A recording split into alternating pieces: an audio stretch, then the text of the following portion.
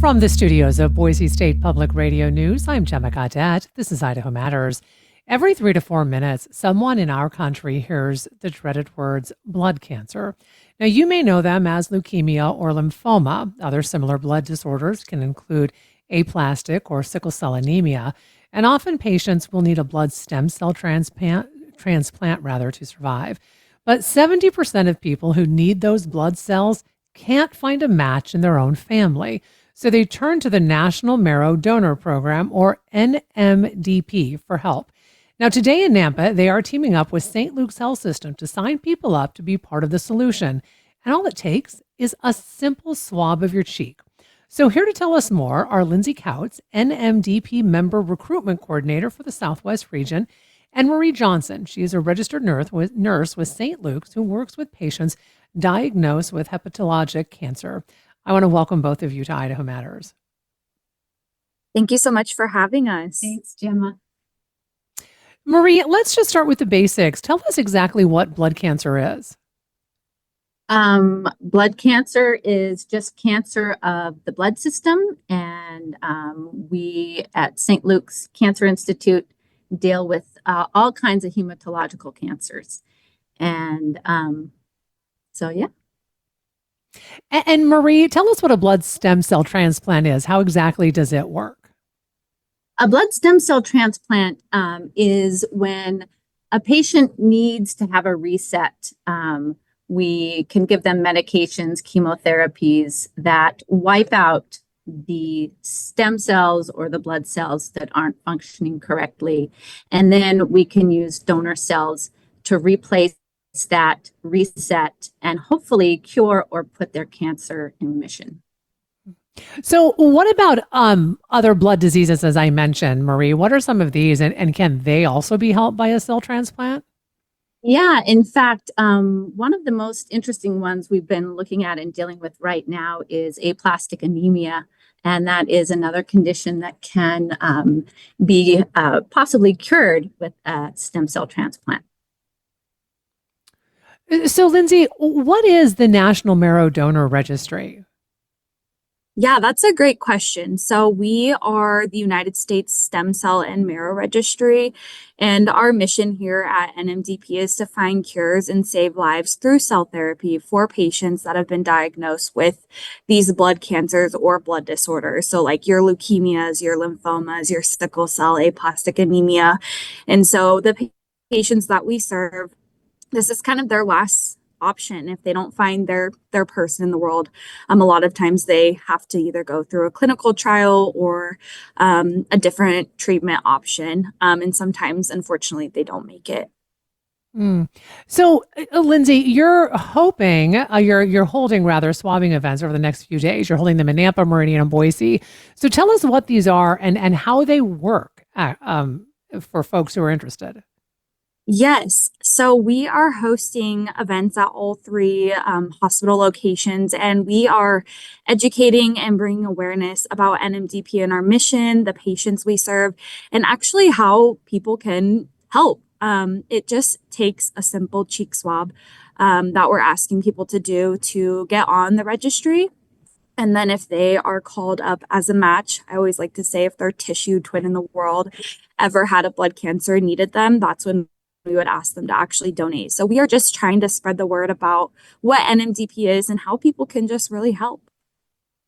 So, Lindsay, I think a lot of times when people think about, going to an event like this, right, and signing up for this and being a volunteer, they're like, well, I don't want to get stuck with a needle. So walk us through how this actually works if you decide to volunteer to give a sample. I mean, is it really just a cheek swab?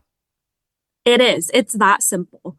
So what we do at our events is we have a registration process where people will scan one of our QR codes, or they can text St. Luke's, no spaces, to 61474, which will automatically link them to join the donor registry and do an account creation.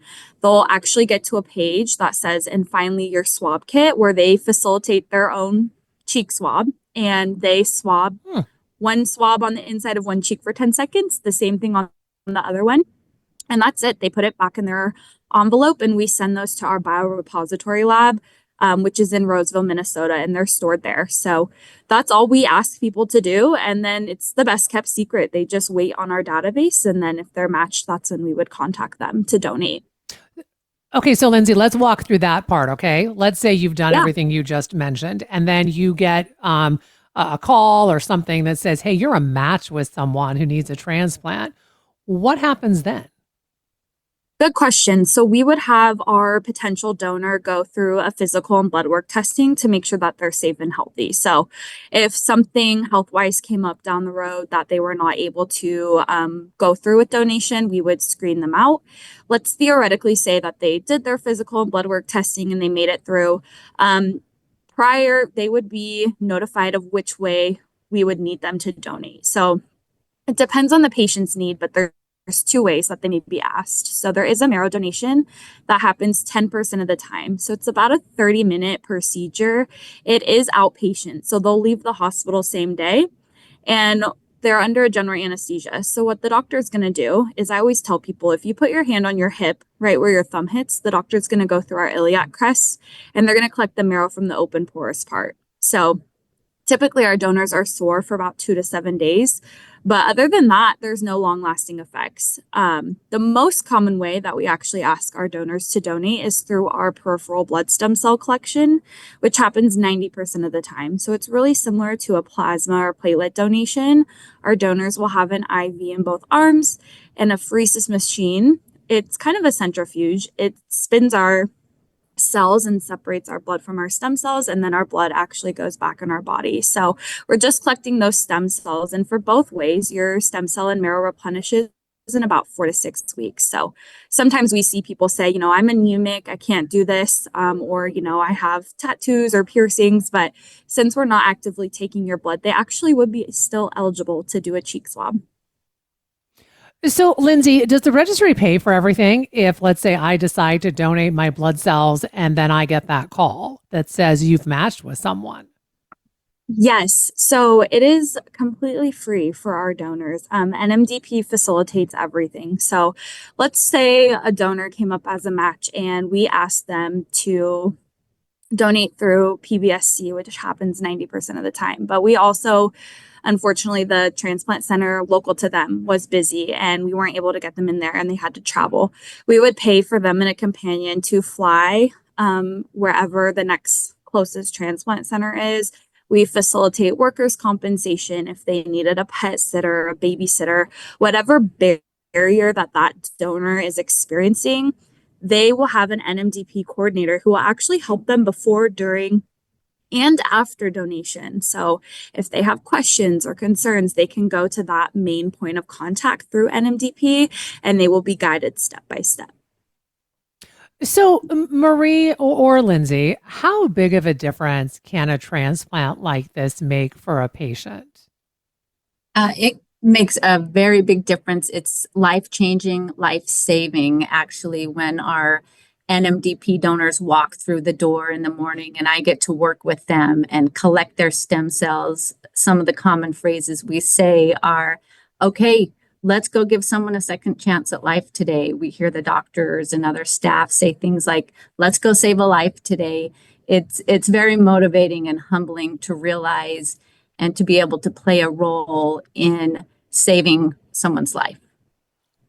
Something that stood out to me was the fact that I think there's an assumption that if you have a direct blood relative, you should be able to match with a relative. And Lindsay, as I said in my introduction, that's not necessarily true, correct? That's correct. Yeah, you're spot on when you said 70% of the time patients don't have a match in their immediate family. Typically, the transplant team will look to siblings first. And if they don't have a match, they're going to then come to the NMDP registry and say, we need a complete stranger that has the same tissue antigens to donate some of their healthy cells. And you may be wondering, why don't we look at the parents? But we actually inherit half of our tissue markers from our mom and half from dad. And so your parents are actually only a half match if you needed a transplant. And so we want to try to find a fully matching donor to provide the best outcome for the patients we serve. Are there certain better donors, Lindsay? And what I mean by that is like, do people with certain blood types tend to be, better donors? I mean, kind of like you can take any, the O blood type, right? Anyone can use that. Does that matter at all when you're seeking donors, or is it really the more donors we have, the better chance of people being helped?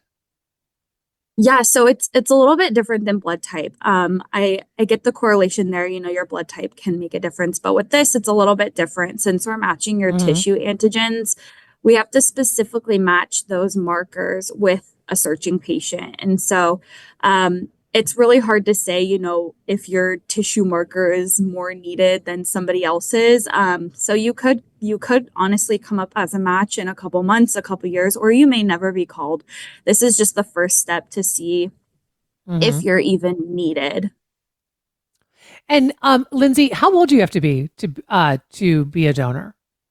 Good question. So we have an age guideline of 18 to 40 to register any new potential donors through the cheek swab. And the reason that is because as we age, our stem cell reproduction just isn't as rapid. Therefore, we're seeing better transplant success rates with younger donors. And so that's not to say that people who are maybe outside of that age range or overqualified, as we like to say, cannot still help. They can still share it. And, maybe they know somebody who is in their family or friends with that they can share this with. So we highly encourage everybody to get involved and take action. And Marie, why is it important that St. Luke's helps host these swabbing events? Well, every day when I'm at work and I'm working with cancer patients, and especially on the days when I get to work with the NMDP matched donors, those days are kind of magical because I know that we are giving somebody a second chance at life. And for every one of those wins, and as amazing as that feels, I still know in the back of my mind, there are thousands of other patients waiting for their match. Mm. And it's a numbers game. And the more people we can get into the registry, the more of a chance that we will have to match our patients here in our communities. But the other amazing thing is that you may be a match for somebody, in another country, another state. Oh, wow. And so it's a numbers game. And the more people we can Yeah. get on the registry, the more of a chance we have to help the people fighting cancer in our community, but also across the world. And Lindsay, before I let you go, I did mention you have an event going on today in Nampa. Can you tell us where it is and then where are the other events as well? Yes, so we are at the Nampa St. Luke's Hospital campus, and we will be here from 10 to 4 and then 6 to 8 p.m. We are on the second floor. And we are also tabling tomorrow at the Boise Hospital and Meridian Hospital the same time. For the Boise Hospital, we will be on the Bannock Plaza outdoor corridor. And then for the Meridian Hospital, we'll be on the Lemmy conference room. And Lindsay, if you can't make one of these events, but you still want to help, what should someone do? So if somebody still wants to get involved, but they can't make the event or wants more information, they can text St. Luke's with no spaces to 61474, which will prompt them with some more information. And then that link will also have the opportunity for them to join the registry, and they can get a buccal swab sent to their home wherever they're at. They can also look up nmdp.org as well to find more ways to get involved. Well, I want to thank both of you so much for talking with us. Such an important issue for folks to know about. We've been speaking with Lindsay Couts, an MDP member recruitment coordinator for the Southwest region, and Marie Johnson. She is a registered nurse with St. Luke's. She works with patients diagnosed with hematologic cancer. We've been talking about swabbing events that are going on this week in the Treasure Valley. We will, of course, put a list of the events on our website, boisestatepublicradio.org. This is the Idaho Matters podcast. I'm Gemma Gaudet.